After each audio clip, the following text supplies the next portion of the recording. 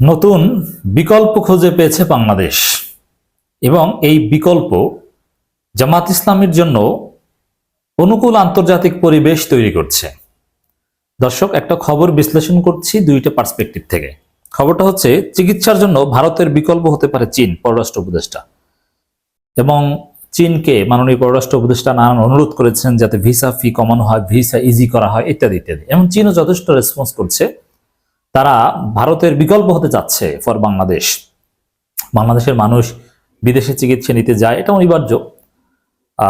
এখন ভারত ভিসা দিচ্ছে না, ভারত যেতে পারছে না, এর বিকল্প খুঁজছে। অলরেডি থাইল্যান্ড, ইন্দোনেশিয়া, বিভিন্ন দেশ বিকল্প হওয়ার চেষ্টা করছে, চীনও বিকল্প হওয়ার চেষ্টা করছে। হ্যাঁ, অনেকগুলো দেশ মিলেই বিকল্প হবে। শূন্যস্থান কখনো শূন্য থাকে না, এটা পূরণ হয়ে যায়। তো এই দিকটার ডোমেস্টিক পলিটিক্সেও একটা তাৎপর্য রয়েছে। প্রথমে আমরা যেটা বলবো যে বাংলাদেশের মানুষ চিকিৎসার জন্য ভারত যেতে পারছে না, অতএব ভারতের উপরে নির্ভরশীল থাকবে না, বিকল্প তৈরি হয়ে যাচ্ছে, বিকল্প তৈরি হয়ে যাবে। সেটা হচ্ছে চীন, থাইল্যান্ড, মালয়েশিয়া, ইন্দোনেশিয়া, ইত্যাদি ইত্যাদি। তবে এর প্রথমে একটা দিক হচ্ছে, বিদেশে কেন যেতে হবে? মাননীয় উপদেষ্টা বলছেন চিকিৎসার জন্য ভারতের বিকল্প হতে পারে চীন। কেন ভারতের বিকল্প বাংলাদেশ হতে পারে না? আপনার চীনকে, হ্যাঁ অলরেডি এই বিষয়ে আলোচনা হয়েছে যে চীন বাংলাদেশে বিশ্বমানের হসপিটাল করবে যাতে ভারত যেতে হবে না। ওরকম আরো অনেক হসপিটাল করান, সরকারি ব্যবস্থাপনা করান, বিদেশের চিকিৎসকদেরকে বাংলাদেশে ধরে আনেন, তাদেরকে বাংলাদেশে কাজ করার পরিবেশ তৈরি করে দিন। আর বাংলাদেশের চিকিৎসা ব্যবস্থায় সর্বোপরি বিশ্বমানের করেন যাতে বিদেশে যেতে না হয়। হ্যাঁ, তারপর কিছু কিছু জায়গায় আছে বিদেশে যেতে হবে, এটা অনিবার্য, কিন্তু সেটা এভারেজ পিপলের জন্য না। যারা ভারতে যায় তাদের জন্য বিদেশের যাওয়ার বিকল্প বাংলাদেশেই তৈরি করা সম্ভব। তো এই জায়গাটা জোর দেন। তো এটা সরকারের একটা শর্টকাম, এটা প্রত্যেক সরকারেরই। তারা বাংলাদেশকে বিকল্প না করে চীনকে বিকল্প তৈরি করতে চায়, অতএব এটা উচিত না। হ্যাঁ, তারপরে যেহেতু করছে, এটা বললেই তো হচ্ছে না যে ভারতের বিকল্প বাংলাদেশ, বাংলাদেশেই ভারতীয় মানের বা ভারতের চাইতে উন্নত মানের চিকিৎসা। এটা একটা লং টার্ম প্রসেস, সময় লাগবে। তবে ভারতের উপর যদি বাংলাদেশ নির্ভরশীল থাকে তাহলে এর একটা পলিটিক্যাল ইম্প্যাক্ট রয়েছে। এই চিকিৎসা থেকে শুরু করে নানান কিছুতে যদি বিকল্প না থাকে তাহলে অনিবার্যভাবে ভারতের কাছে নতজানু হয়ে চলতে হয়। এজন্য আমরা বিএনপি, আওয়ামী লীগ দুই দলকেই দেখেছি যে ভারতের কাছে নতজানু হয়ে চলছে। জামাত ইসলামী ক্ষমতা আসলে কি হবে, এটা নিয়ে একটা গ্রেট কোশ্চেন রয়েছে। জামাত ক্ষমতা আসলে কিভাবে ডিল করা হবে? জামাতের সাথে তো ভারতের ভালো সম্পর্ক নয়। অতএব নানান বিষয়ে বাংলাদেশের জনগণ ভারতের উপর নির্ভরশীল। এই জায়গাগুলোতে বাংলাদেশ বড় ক্ষতিগ্রস্ত হবে জামাত ক্ষমতায় আসলে।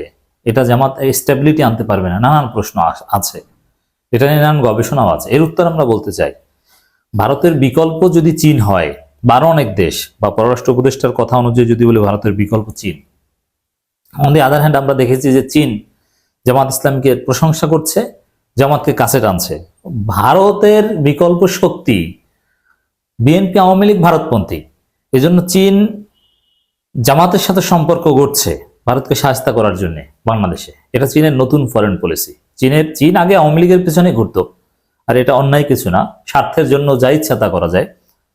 যেমন ভারত এক সময় আওয়ামী লীগকে বিকল্প একমাত্র অপশন ভাবতো, এখন বিএনপিকে ভাবছে। ওরকম চীন একসময় আওয়ামী লীগের সাথে চলতো, এখন চীন জামাতের দিকে ঝুঁকছে বা জামাতের প্রশংসা করছে, ভারত বিরোধী শক্তির প্রশংসা করছে।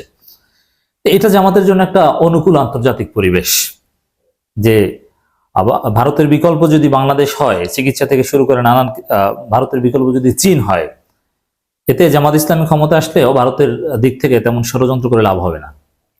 এটা আমরা আগেই বলেছি যে জামাত যদি বাংলাদেশে ক্ষমতা আসতে পারে তখন আমির জামাতকে ঠিকই স্যার বলবে মোদি ঠিকই ওয়েলকাম জানাবে, কনগ্রাচুলেট করবে। অতএব এটা কোনো বিষয় না, কিন্তু বাস্তবিক পক্ষে ষড়যন্ত্র করবে। এটা প্রতিহত করার জন্য জামাত ক্ষমতা আসার আগেই অন্তর্বর্তীকালীন সরকারের সময়ে যদি চিকিৎসা থেকে শুরু করে নানান বিষয়ে ভারতের কোনো বিকল্প তৈরি হয়, এটা জামাতের জন্য একটা কমফোর্ট জোন তৈরি করবে। ভারত ভিসা বন্ধ রাখায় চীন বাংলাদেশিদের জন্য দেশটির বিকল্প হতে পারে বলে জানিয়েছেন পররাষ্ট্র উপদেষ্টা মোহাম্মদ তৌহিদ হোসেন। চীন সফর শেষে পররাষ্ট্র মন্ত্রণালয়ের ব্রিফিংয়ে তিনি এমনটা জানান। এটা অবশ্যই একটা বড় সুসংবাদ। পররাষ্ট্র উপদেষ্টা বলেন, চিকিৎসার জন্য ভারতের বিকল্প হতে পারে চীনের কুনমিং, সেখানে চিকিৎসা খরচ ও যাতায়াতের খরচ তুলনামূলক কম। এক্ষেত্রে চীনকে ভিসা ফি কমানোর কথা বলা হয়েছে। যেহেতু ভারত ভিসা বন্ধ রেখেছে, সেক্ষেত্রে কুনমিং বিকল্প হতে পারে। এই জন্য শুধু ভিসা ফি না, যাতায়াত খরচ অনেক কমাতে হবে। দেখেন, জনগণকে এটা বোঝাতে হবে। এই জন্য আমরা আগেই আহ্বান জানিয়েছি, বিভিন্ন টুরিস্ট সার্ভিস দেয় বা মেডিকেল ট্যুরিজম নিয়ে কাজ করে, এরকম বিভিন্ন কোম্পানি এগিয়ে আসতে পারে। কারণ সহজ অনেক একটা অ্যানালজি দিবে। ভারতে তো আমরা 500 টাকা ভাড়া দিয়ে আমরা ভারতে ঢুকে যাই, এবং ট্রেনে 1000 টাকা ভাড়া দিয়ে আমরা 1000 কিলোমিটার দূরে যাই। অতএব ভাড়া তো অনেক কম, আর বিমানে তো 20, 25, 30 হাজার টাকার নিচে কোনো ভাড়াও নেই। অতএব বিকল্প হয় কিভাবে? এটার জবাব আছে, ভাড়া কমানো যায় এক। আর দ্বিতীয় কথা হচ্ছে, হ্যাঁ, অদূর ভবিষ্যতে রোড অ্যান্ড বেল্ট ইনিশিয়েটিভের মাধ্যমে ট্রেন লাইন হবে চীনের সাথে, সেটা পরের বিষয়। ভাড়া কমানো যায়। আর ভারতে যাওয়ার পরে ওখানে তো পকেট কাটে। এখন আপনি চেন্নাই যান আর ভেলোর যান অথবা মুম্বাই, বিভিন্ন জায়গা যান, প্রচুর খরচ, থাকা থেকে শুরু করে নানান কিছু।